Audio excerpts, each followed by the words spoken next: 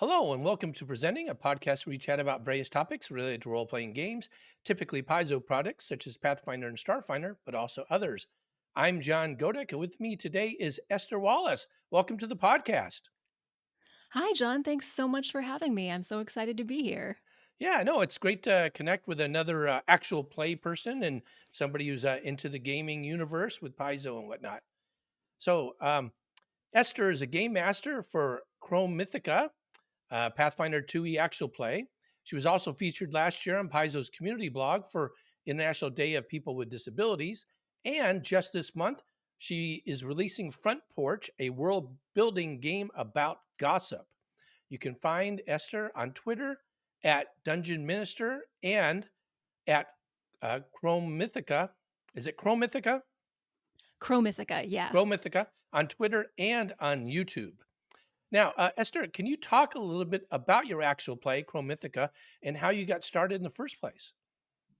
Yeah, absolutely. So I like to start by saying we describe ourselves as an actual play about belonging, community, and making meaning out of complex situations. Hmm. And our Genesis story is kind of interesting. So we're a group of friends who know each other from various seasons of life. And around the time that I began to think about GMing this actual play, I was in seminary. Studying what I like to call meaning making and how people come together and tell stories and draw meaning from that. And so we got into like a lot of these deep like archetypal ideas about the world and morality and good and evil and people's role in all that. And at the time I was like, wow, that's such a tabletop thing. And I Yeah. also studied ritual, and Mhm. I was like, ritual is also a tabletop thing. And it would just be really cool to kind of bring some of that knowledge in and tell a story with my friends that we all want to tell. So the other dimension to that is we are all people who would be described sometimes as from marginalized communities. And I think when you're a person from a marginalized community, there's this sense that our stories don't often get told in the ways Mhm. that we would like to portray them. And we all had this desire to tell the stories we want to encounter in the world. So we came together and thought, like, what themes do we want to explore? What kind of stories do we want to tell? And decided we wanted to tell a story through the medium of actual play. So that's kind of the genesis of Chromythica. Mhm. Wow. And, as a basis for a campaign, so this focus on belonging, community, and making meaning and whatnot, that's a lot different than kind of a traditional campaign or running an adventure path like we do in our actual play. Kind of what are some of the challenges that you face doing that compared to running just kind of a straight by the book kind of campaign? Definitely, definitely. Well, I describe us as semi homebrewed in that we Hmm. use elements of lore from Galarian. Our story is set in Hmm. Galarian, but we also change some things up pretty significantly, and it's Hmm. a fairly original storyline. So I think just the keeping track of the story and kind of like making plot up is always a bit of a lot to hold in and of itself. Right, right. But there's also like paying attention to those elements of story of theme, like what are we doing in the story right now that's really like getting these themes of justice or Hmm. telling a story about a marginalized identity and really kind of bringing that forward. And I think there's a little bit more care placed on Right. those elements than maybe in a traditional campaign setting. I think another element is that we tend to be a little bit more focused on social interactions. Hmm. We are not an AP that has combat every episode, though we do have Right. combat. Yeah. So adapting like skill challenges and skill checks to be a bit more of a central focus of the campaign is also an element that we've brought in and I've really had to work with and kind of challenge myself to figure out creative ways of doing that. Hmm. Hmm. And so, in terms of the adventure itself, so is this a home brew that you've created yourself, or one of your players has kind of built this world, or is this something you do collectively? I would say a little bit of all of that. I got inspired, and I tell this story pretty publicly, so my players won't be surprised. Hmm. I was reading through the lore of Cheliax and Hmm. was so inspired by the gnome city of Brasselwark Hmm. and the idea of the bleaching. And I'm sure we'll talk about disability a little bit later, but Hmm. I'm disabled, and the bleaching to me is like such an interesting disability storyline. But I was also taken with the dragon Athervox who lives in the Whisperwood and has had her father's research materials stolen by House Thrune. And the lore says something like, and she sits there plotting her revenge. Hmm. And I was so taken by this image of a dragon astronomer that I just started spinning stuff out from there. And then I would talk to my players about, like, well, what character do you want to play? I'm really interested in doing something with dragons and gnomes, which is kind of weird, but like, let's see Yeah. what we can make work. Hmm. um, Hmm. so it was like organic, and we've all wound up putting little bits of this story in and then weaving it together, Hmm. which Hmm. is a cool process. No, no, that sounds really, really, really neat. Um, you mentioned that you were in seminary, and I hear you just recently earned your master's in divinity. Is that right? I did. Yeah. I did. Yeah. From Star King School for the Ministry in Oakland, California. Nice, nice. So, how does being a having an MDiv like that kind of enhance your GMing and actual play? When you're doing things. Great question. One of the first things I always say is if you can preach a sermon, you can GM. And if Yeah, you can GM, you can preach a sermon. yeah. So I think the element of theatricality and being in Mm. front of people and Mhm. kind of crafting this narrative that invites people in and takes them Mhm. along is really a commonality. The other thing I'm a huge geek about is this element of ritual and Mhm. how religious services and rituals and tabletop can have really similar rhythms, Hmm. like the invitation in, dice rolling, even like something like a catchphrase before a battle that gets sort of said like an incantation. Yeah, yeah, All of yeah. these rhythms are really similar. So just inviting folks into that kind of like liminal space of storytelling is something I think both do, and it has really fed my love of both kinds of spaces. No, that's cool. I had heard about sermons that people pay attention for about 7 minutes, and then if you don't have them, they're gone. They're zoning the rest of the time. Um, and so I think about that because I teach, so I'm a university professor, and so I think, man, I got to get them hooked early on, otherwise they're just done the rest of the time. Um, Yeah, no, I think that's a really cool connection there. There are a lot of folks that that I interview that are very, very hesitant to be on camera, to be out front, and I think somebody who is running an actual play, obviously, you have to be used to that. But also, I think going through seminary and where I assume you're doing practices, giving sermons and things that if you're not comfortable being out in front of everybody else, you get that way by the end. So, definitely, I think that relationship as well, just being comfortable talking and being in the forefront rather than like a lot of folks and myself included before I became a teacher, I was happy to sit in the back row and kind of watch things happen. Yeah, I definitely relate. And I'm at a place now where I love both preaching and GMing. But I will say, before both, even if I'm really comfortable, there's always that little nerves in my Yes. stomach right before I start. Yeah.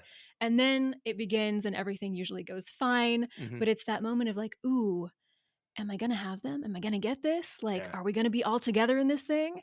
And yeah, it's a very a point of commonality, I would say. Yeah. I usually think, oh, did I forget something? Like, with this interview or, when we're running our actual play or if I'm GMing a con this weekend, it's like, did I forget something? Am I not prepared? So for me, I have to like over prepare for stuff. I have, to make sure I don't get too nervous because even though I've been teaching for over 20 years, I'm still nervous every single time I kind of get started because I'm afraid I forgot something. So cool. Now I read actually that you've recently released or you are releasing your first game called Front Porch. which is a world building game about gossip. And I actually think that's an interesting juxtaposition, giving sermons and going to dealing with gossip. But can you tell us a little bit about that game and kind of the genesis for that game? Absolutely. So, it actually came from a conversation with a really good friend. We're chatting, we're kind of like gossiping a little bit, and both of us got onto this topic of like, is gossip inherently a bad thing? Hmm. And Hmm. we're both from the South, where I know at least my grandma and my aunts would sit on the front porch in rocking chairs, Yeah. gossiping about everything from the weather to the churches to the people at the corner store. And it wasn't always necessarily something mean. In fact, a lot of the time it was just a flow of information or ways of complimenting someone. And so it came from these conversations about like what role does gossip serve in our lives and what does it do? And I started chasing that idea and thinking about how often the ways we talk about others and situations and institutions can wind up like shaping narratives and shaping people's lives or the lives of institutions. And so the game came from that, thinking about how gossip can help create and build a world. And then I was like, well, let's really go with that. Let's invite people to literally create the atmosphere of a world around them through gossiping. So that's what the game is about. Super excited to release it. I hope people enjoy it. I enjoy it. My friends have enjoyed it, or at least they've told me they have. So I trust them, Yeah. and we'll find out. Yeah. And where you're releasing this through? Is it through Drive Through RPG or another outlet? Itch actually, Itch. itch.io. Okay. Very cool. Very cool. Yeah, I look forward to. I'm always interested in different game mechanics, and so this sounds like a very interesting game mechanic where the whole your reality of the world is built around the gossip that you're engaging in. Is that is that right? Absolutely. Wow. Yeah, yeah. So there's about 5 rounds in each game and a series of turns in every round. Hmm. And the mechanics are actually based around sharing gossip, recalling memories, telling someone news, or asking questions about something that's been shared. And Hmm. there's a couple of things you use dice for, but mostly it's kind of like a prompt based, more social game. Hmm. And when you're engaging this, is this actual gossip, or is this inherent to the particular world? I guess. The way I've written it is inherent to the particular world. Okay. There's a lot of questions about like where are you situated? Is it in our world? Is it on a space station in another Okay. world? Yeah. Yeah. That kind of thing. If people want to use it to actually gossip, can't Yeah. stop them. Yeah, no, I'm just thinking, that could have some interesting consequences. So, wow. It could. Yeah. So, you mentioned And that. Oh, go ahead. Oh, I was just gonna say, I do want to clarify that in the beginning, I talk a lot about safety tools and Okay. ways to make Great. agreements around the kind of gossip that might Yes. happen in the game. It's not something that I want someone to engage in a hurtful way at all. So there's some stuff about that in the beginning of the game. Hmm. All right. Yeah, that makes a lot of sense. And in fact, I think that's something. Hopefully, more game masters are doing that, regardless of the nature of their game. Our Axle play. We use the X card mechanism for that. It's kind of built into Roll20 for us, so it's kind of makes it convenient to do that. But even in person games, having some way for doing that, I think is important. So you mentioned that the genesis for Chromythica, kind of the nature of your particular group. You mentioned your own disabilities, and then last year you wrote a fairly detailed listing in the community blog for Paizo a year ago this month about disabilities and kind of the work that you're doing, actively kind of building community for disabled players. Um, can you talk a little bit more about the types of resources that are available and kind of how the community can be more accommodating? I'm actually a disabled veteran, and I have several chronic diseases, which I talk about quite a bit, different places. But so I'm really thankful for this type of work, and I haven't heard a lot about it, so I'm kind of curious about learning more. Love this question. Thank you so much for asking.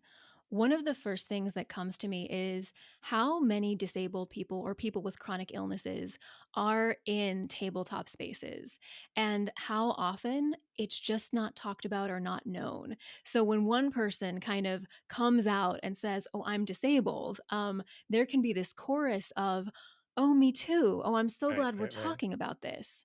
So as far as resources go, an excellent resource that I recommend is the Accessibility in Gaming Resource Guide by Jennifer Kretschmer, who is a disabled woman who has done so much for the disability community in tabletop spaces.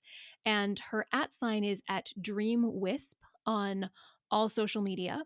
Okay. I really recommend checking that out. It's a huge guide from everything from how to play a disabled character respectfully to dice that are color coded, Hmm. that might help people distinguish things more, to resources for the deaf and hard of hearing community. Just a giant, giant compendium of most of what's out there right now. So, highly recommend that as a resource. Another thing I would reflect on is we were talking about safety tools. Hmm. I actually think safety tools are an accessibility Hmm. resource in Hmm. so many ways. And something that I would kind of add into the safety conversations is asking folks at your table about accessibility needs, Hmm. bringing it up as a topic and saying, how are we all? Doesn't just have to be for disabled people, but just like, what's going to make our bodies most comfortable at this table or at this virtual table? How often do we need to take a break? Hmm.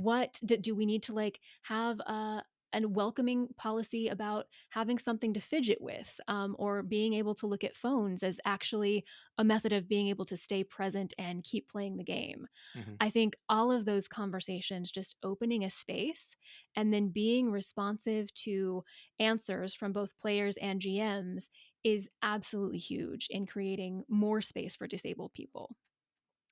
No, I actually think it's not something I've thought about. And now looking back at the various players I've worked with, and actually my own circumstances, I had a kidney transplant a couple years ago. Prior to that, because that what was going on with my kidneys, I had to take a lot of breaks to go to the restroom. And I was always embarrassed about it at conventions because it's like, oh, I need to go, I need to go, and it's like every like 30 minutes I was having to get up and go. And I thought, oh man, if somebody had been a little bit more opening, I wouldn't have worried about it so much. Yes, wow, no, I think that is definitely, I'm going to be thinking about that, especially for this con coming up, because I've already had somebody approach me about breaks because of some reasons related to this. So, wow, thank you so much for discussing that and sharing those resources. Um, Oh, thank you.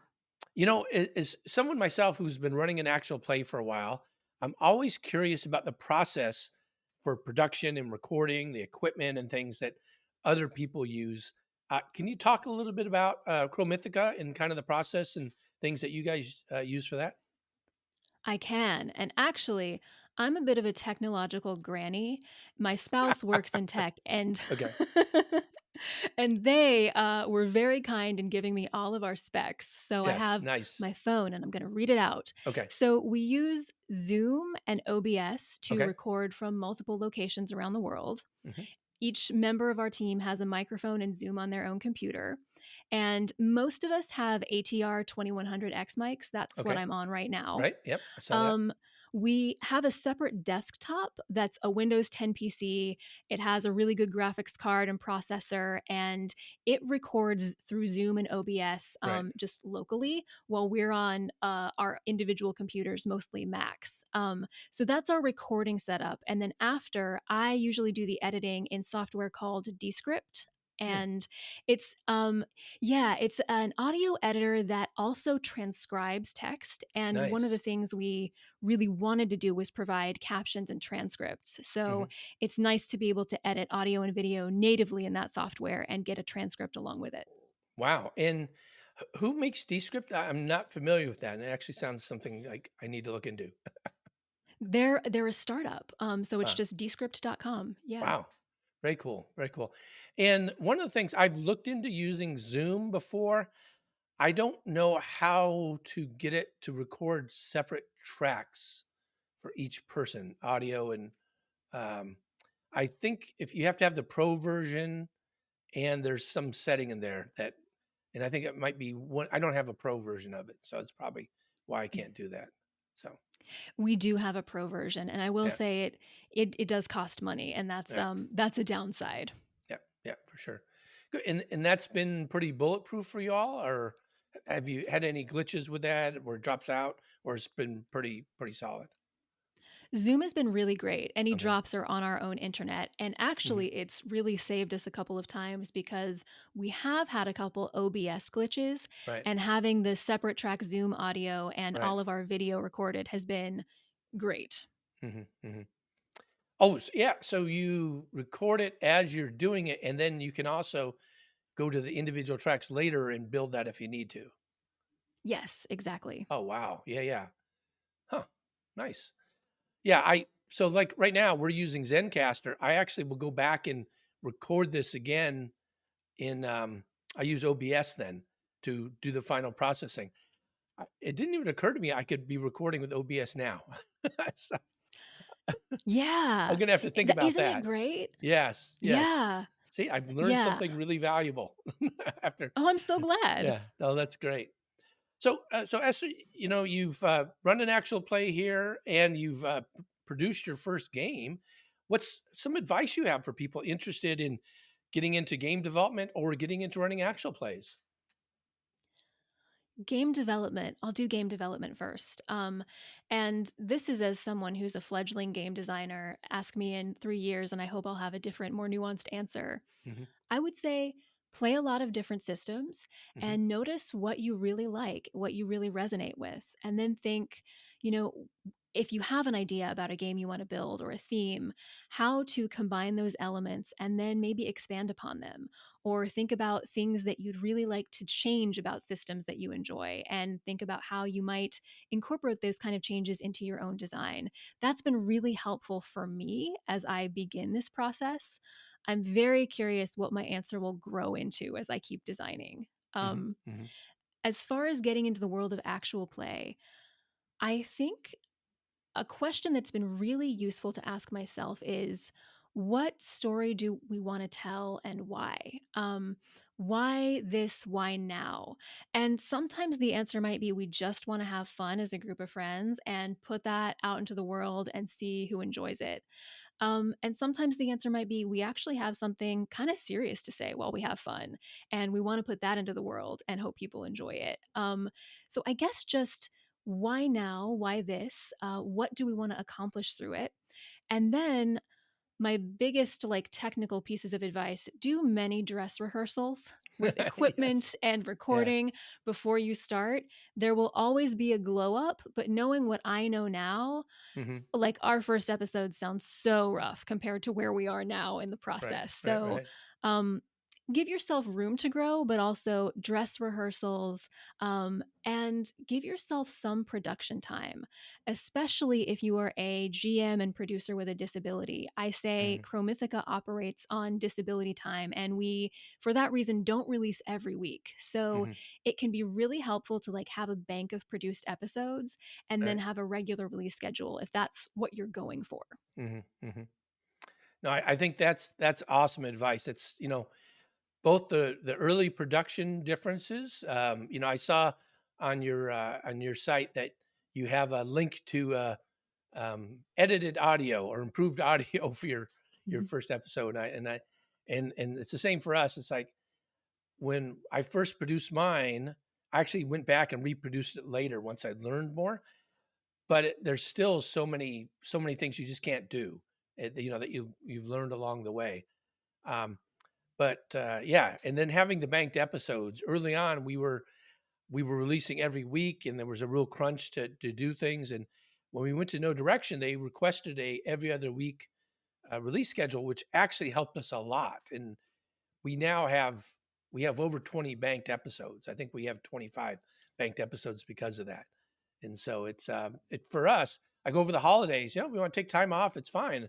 We have plenty of episodes to draw from with our schedule. So we're great. So Esther, what's next for you? What cool things are you working on?